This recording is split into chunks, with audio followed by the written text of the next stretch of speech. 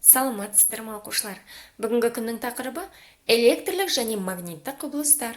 Сабақтың мақсаты сен электр құралдарын пайдаланғанда қауіпсіздік шараларын сақтауды үйренесің.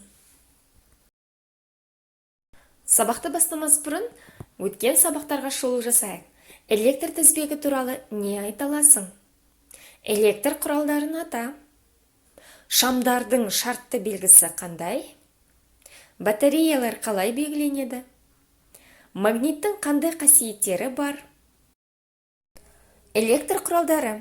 Суретке қара, қандай электр құралдарын көріп тұрсың? Екінші тапсырма, кестедегі электр құралдарын шартты белгілермен сәйкестендір. Ойыншық машина батареясы, сым, розетка, теледидар, аспаз шамның немесе шамдалдың шамы, шәйнек немесе үтік. Сен білесің бе, ұшып жүрген араның денесіндегі түктері ауамен үйкелу нәтижесінде электрленеді. Сондықтан өсімдіктердің тозаңы оларға оңай жабысады. Электр құралдарын қолдану кезінде қандай қауіпсіздік ережелерін білуіміз қажет? Ойлан, неліктен розетка күйіп кетті? Қауіпті, бір мезгілде бірнеше электр құралдарын қосуға болмайды. Су қолмен электр құралын тоққа қоспа.